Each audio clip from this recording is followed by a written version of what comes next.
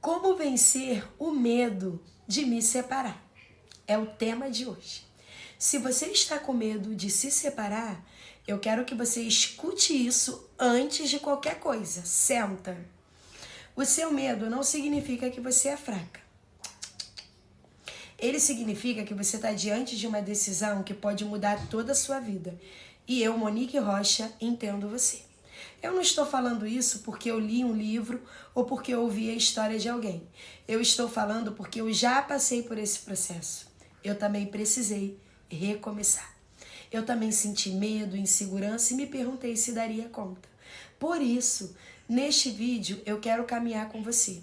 Não para dizer que você deve se separar ou permanecer no casamento, mas para ajudar você a não deixar que o medo tome essa decisão por você. Eu atendo diariamente mulheres que estão vivendo esse conflito. Por fora, elas parecem fortes, continuam trabalhando, cuidando da casa, dos filhos e do ministério e sorrindo quando precisam. Mas por dentro estão exaustas. Pensam no futuro o tempo todo. Como que eu vou me sustentar? Como eu vou criar meus filhos? E o que minha família vai pensar de mim? E a igreja, o que a igreja vai dizer? Se alguma dessas perguntas passa pela sua cabeça, saiba que você não está sozinha. Eu estou aqui com você. Eu conheço essa dor. Eu sei como ela pesa. E é justamente por eu ter vivido isso, hoje eu consigo mostrar um caminho com mais clareza. Existe uma coisa que eu aprendi na minha própria caminhada, dentro desse processo. Na maioria das vezes, o medo não é da separação. O medo é do que vem depois da separação. É o medo de recomeçar, é o medo de ficar sozinha, medo da solidão, de enfrentar dificuldades financeiras, o medo de ser julgada pela sociedade, pela comunidade evangélica, o medo de errar. Quando a gente mistura tudo isso, parece que existe um monstro enorme na nossa frente. Mas quando começamos a dar nome para cada medo, ele perde a força. Uma coisa é dizer, estou com medo. Outra é dizer, tenho medo de não conseguir me sustentar. Já percebeu a diferença? Agora você já sabe o que você precisa enfrentar. Porque a clareza, ela vai diminuindo a ansiedade. E quando você diminui a ansiedade, você consegue dar passos. O primeiro passo, descubra o que realmente está paralisando você.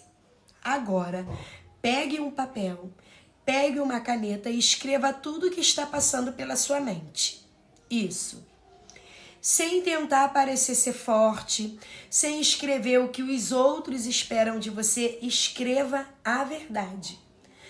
Talvez você descubra dentro das suas respostas que não é a separação que assusta, é a solidão, ou a dependência financeira, ou a culpa. E quando você coloca esse sentimento para fora, ele deixa de controlar você em silêncio.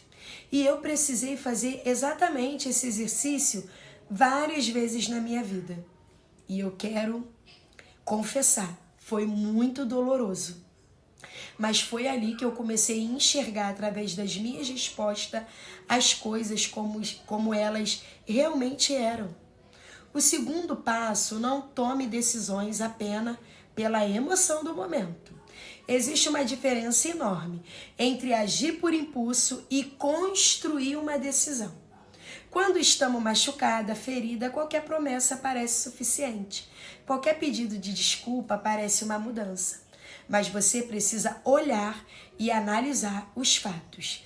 Então pergunte para si mesma, esse comportamento acontece uma vez ou vive se repetindo como um padrão?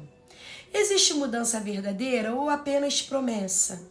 Eu estou permanecendo nesse relacionamento porque ainda existe uma esperança baseada em atitude ou porque eu tenho medo de recomeçar sozinha?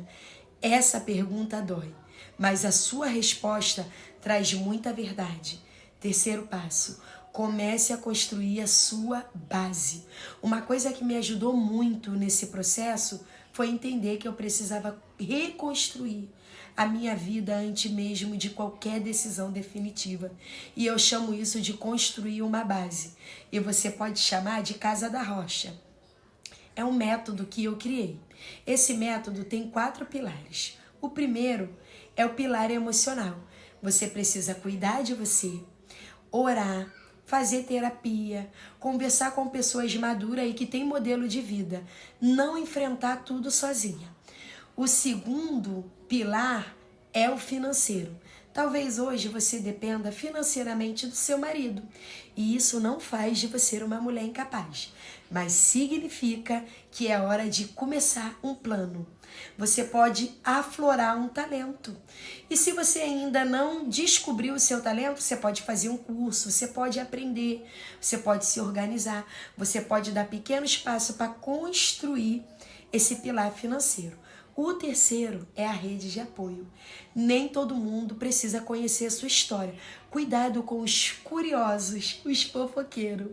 Mas toda mulher precisa ter alguém seguro para caminhar lado a lado. E o quarto pilar é a sua fé. A sua espiritualidade precisa trazer direção e esperança. Nunca culpa e nunca medo. Deus não deseja ver você destruída emocionalmente. Ele deseja caminhar com você enquanto você busca essa sabedoria.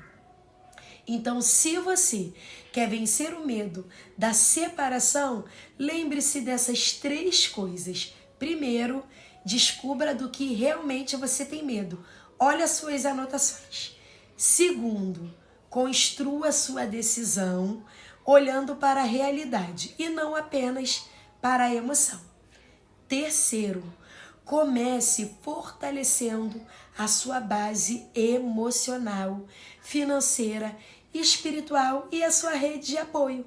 Você não precisa resolver toda a sua vida hoje. Você só precisa dar o próximo passo ou o primeiro passo. Foi assim comigo. E pode ser assim também com você. E se hoje você terminou esse vídeo um pouco mais calma e com mais clareza, então ele já cumpriu o seu propósito. Eu quero que você saiba que existe vida depois da separação, existe vida depois da dor, existe um recomeço, existe esperança. E principalmente existe uma mulher forte aí dentro, eu estou falando com ela, que talvez tenha ficado escondido, por muito tempo. E se esse vídeo falou com você, escreva aqui nos comentários a palavra recomeço. Eu vou ler o seu comentário e orar para que Deus dê sabedoria em cada decisão que você precisa tomar. E se inscreva aí no canal, porque nos próximos vídeos nós vamos caminhar juntas nessa jornada de reconstrução emocional, um passo de cada vez.